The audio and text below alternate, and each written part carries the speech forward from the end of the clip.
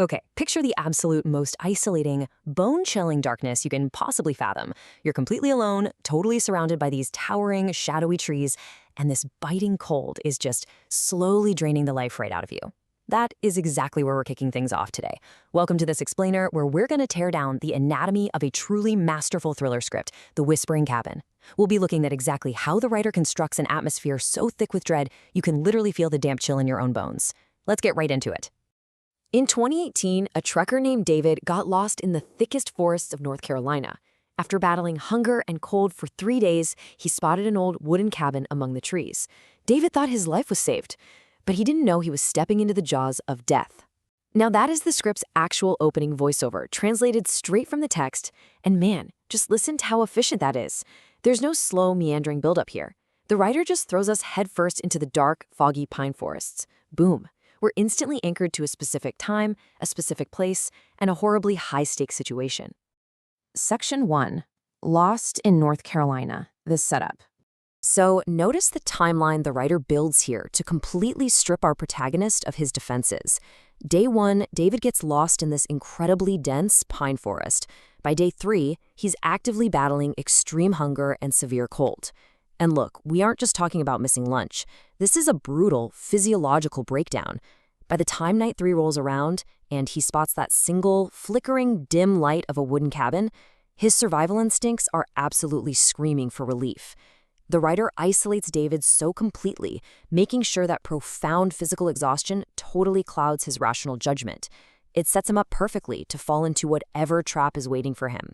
Because, let's be real, a starving, freezing mind doesn't look for red flags, it looks for a fire.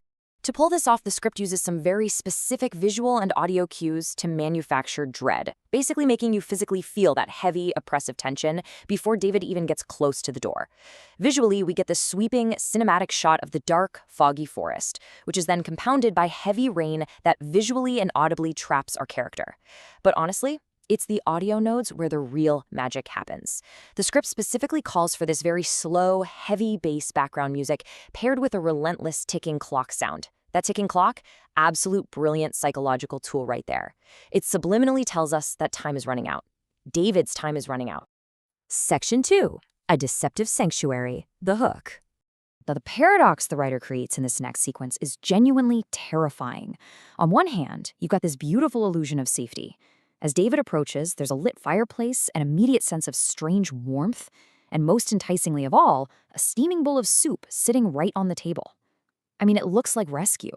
It looks like life. But then the script forces us to confront the eerie reality.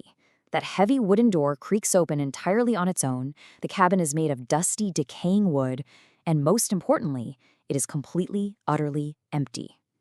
The writer is deliberately taking these deeply inviting elements and just slamming them up against some glaring, horrifying red flags.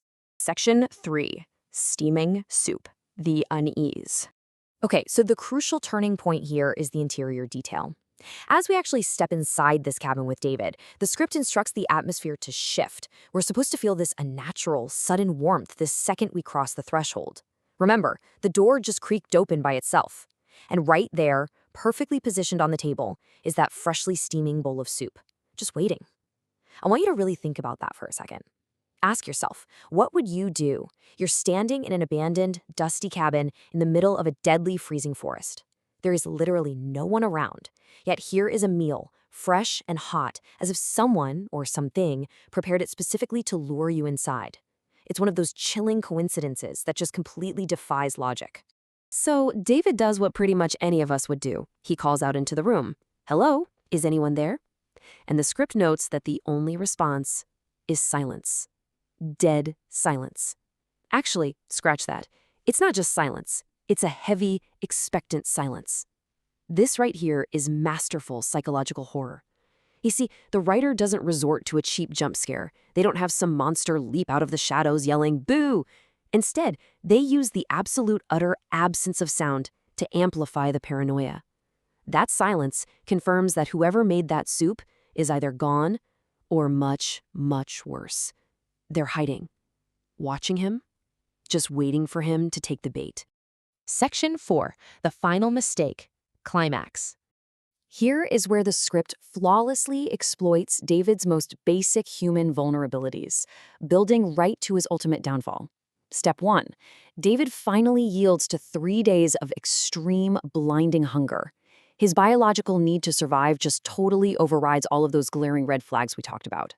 Step 2. He consumes the mysteriously prepared soup. He swallows the bait, hook, line, and sinker. Step 3. With his stomach finally full and his freezing body encountering warmth for the first time in days, he collapses into a deep sleep on the cabin bed. The writer has weaponized David's own fundamental human needs, turning them into the ultimate inescapable trap. The environment didn't even have to lift a finger to attack him. It just had to offer him exactly what he needed most. Which brings us right to the script's incredibly haunting final thought. He's eaten the food, he's fast asleep in a strange, dusty bed in the middle of absolutely nowhere.